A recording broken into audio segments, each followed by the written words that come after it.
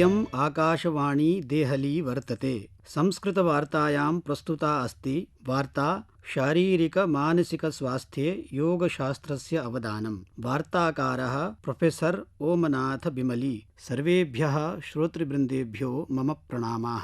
सर्वेभ्यः श्रोतृवृन्दारकेभ्यः आर्यमिश्राः वयं जानीमः संस्कृतं नाम दैवी वाक् इत्यादि वचनैः दैवीवाक्त्वेन ज्ञाता संस्कृतभाषा आत्मनः गर्भे विविध ज्ञानपरम्पराः निदधाति इति। तासां सर्वासां परम्पराणां यथायथं विमर्शाः भवितुं शक्नुवन्ति इति वयं जानीमः। तत्र तासु वा ज्ञानपरम्परासु योगशास्त्रपरम्परायाः अपि अतितरां महत्त्वं वर्तते इत्यपि वयं जानीमः। तमेव विषयं पुरस्कृत्य मया किमप्यत्र वक्तव्यम् इत्यहम् आदिष्टः अत्र प्रवर्ते। आयुर्वेदशास्त्रे, बौद्धशास्त्रे, योगशास्त्रे च वयं जानीमः चतुर्व्यूह इति शब्दः प्रवर्तते। तत्र आयुर्वेदे रोगः, रोगहेतुः, रोगनिवारणं, रोगनिवारणोपायः इति रूपः चतुर्व्यूहः वर्तते। बौद्धशास्त्रे तु दुःखं,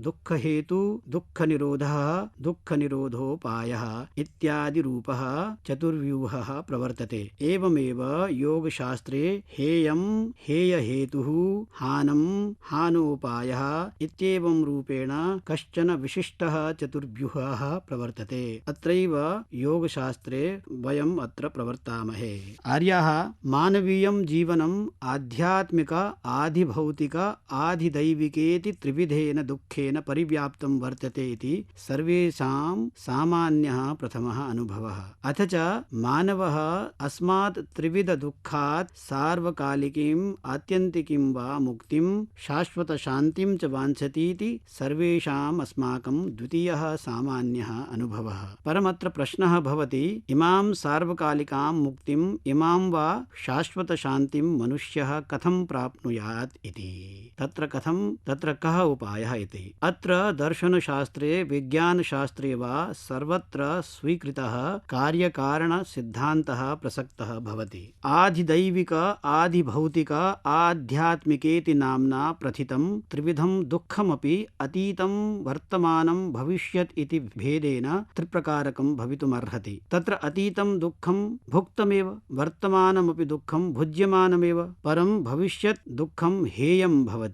अत एव हेयं दुःखम् अनागतमिति वदति योगसूत्रकारः महर्षिः पतञ्जलिः। तदिदं हेयकोटौ समागतं दुःखं यदि हातव्यम् अस्ति तर्हि तस्य कारणम् अस्माभिर्ज्ञातव्यम्। हेयस्य कारणं किमिति तत्र सूत्रकारो ब्रूते, दृष्टिदृश्ययोः संयोगो हेयहेतुः इति। प्रकृतेः पुरुषस्य च मध्ये यः संयोगरूपः सम्बन्धः वर्तते स एव हेयस्य दार्शनिकं कारणम् इत्यर्थः। परम् अस्य संयोगसम्बन्धस्य कारणं किम्? अत्र ब्रूते सूत्रकारः, तस्य हेतुरविद्या इति। यदि अविद्याया नाशो भवति तर्हि संयोगस्यापि अस्य नाशो भवति। तदभावात् संयोगाभावो हानं, तदृशेः कैवल्यम्। परम् अस्य हानोपायः कः इत्यत्र सूत्रकारो ब्रूते, विवेकख्याति अविप्लवा हानोपायः, असन्दिग्धा विवेकख्यातिरेव हानोपायः इत्ययमर्थः। सेयं विवेकख्यातिः कथमुपलब्धा भवति इति जिज्ञासायां पतञ्जलि सूत्रकारः वदति, योगाङ्गानुष्ठानात् अशुद्धिक्षये ज्ञानदीप्ति अविवेकख्यातिः इति। तत्र योगाङ्गानां यदि यथायथम् अनुष्ठानं क्रियते मनुष्येन तर्हि आत्मविषयकं ज्ञानं मनुष्यस्य प्रवर्तते। यथा यथा योगः प्रवर्तते तथा तथा आत्मविषयकज्ञाने वृद्धिर्भवति, वैशद्यं भवति इति इत्यादिभिः वचनैः योगसूत्रकारः योगाङ्गानाम् अनुष्ठानस्य आवश्यकतां प्रतिपादयति। तत्र योगाङ्गानि 8 भवन्ति इति वयं जानीमः। अस्तु, एतमेव विषयं पुरस्कृत्य वयमत्र प्रवर्तामहे। योगसूत्रकारः अथ योगानुशासनम् इति प्रथमं सूत्रं ब्रूते।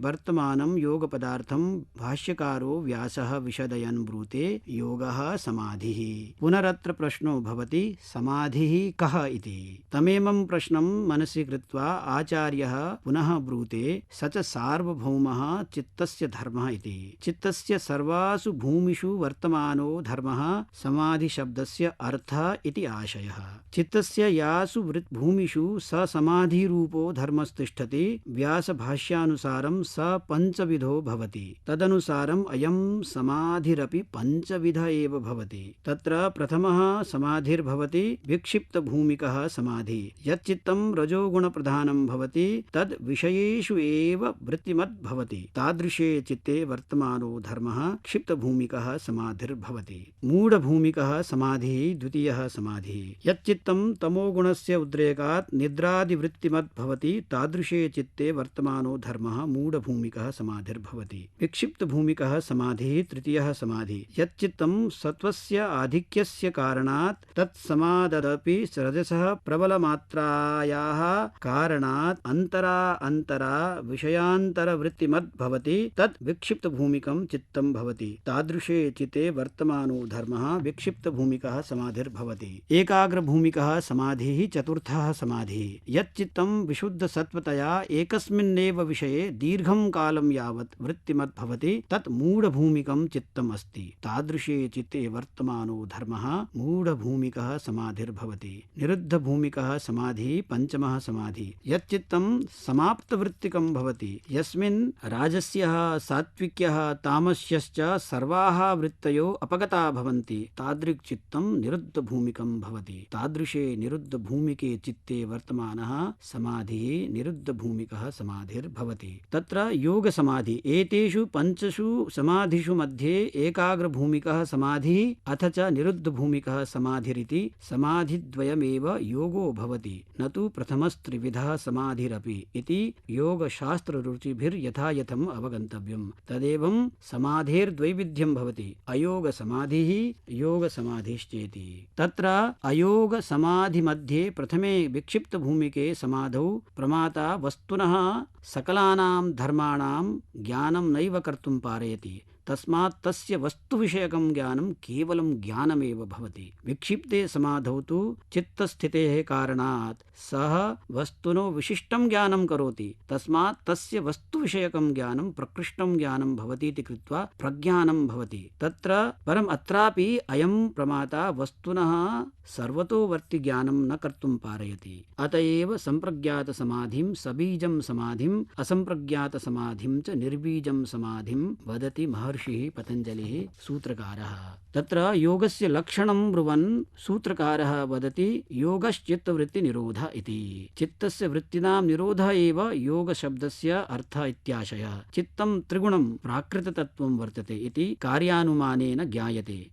यदा चित्तस्य सर्वाः वृत्तयो निरुद्धाः भवन्ति तदा ध्यातुः असम्प्रज्ञातः समाधिः भवति। तस्यां च असम्प्रज्ञातावस्थायां ध्याता पुरुषः ज्ञानमात्रः स्वरूपः सन् स्वकीये अप्रमात् निजरूपे स्थितो भवति। तदा द्रष्टुः स्वरूपे अवस्थानम् इति। एवं चित्तस्य वृत्तेः निरोधस्य कारणात् मानवः सर्वविधं स्वास्थ्यम् उपलभते। तस्मिन् सर्वविधे स्वास्थ्ये शारीरं स्वास्थ्यमपि अस्ति, मानसं स्वास्थ्यमपि अस्ति, आध्यात्मिकं स्वास्थ्यमपि अस्ति। तस्मात् एतेषां त्रिविधानां स्वास्थ्यानां यथायथम् अवाप्तये प्राचीन योगशास्त्रपरम्परा योगशास्त्रस्य आवश्यकतां प्रतिपादयति। तत्र योगशास्त्रे यम नियम आसन प्राणायाम धारणा ध्यान प्रत्याहार समाधि इत्यादयः तस्य अष्ट अंगानि वर्तन्ते। तेषाम् अंगानां यथायथम् अनुष्ठानेन मनुष्यः शारीरं स्वास्थ्यमपि अवाप्नोति, मानसं स्वास्थ्यमपि अवाप्नोति, आध्यात्मिकं स्वास्थ्यमपि अवाप्नोति। यदि योगांगानां यथायथम् अनुष्ठानं मनुष्येण क्रियेत तर्हि मनुष्यः सर्वेषां स्वास्थ्यानां यथायथम् अवाप्तेः कारणात् सर्वथा मुक्तः भवति। एतादृशी मुक्तिरेव पुरुषस्य स्वरूपम् अस्ति। सा स्वरूपावस्था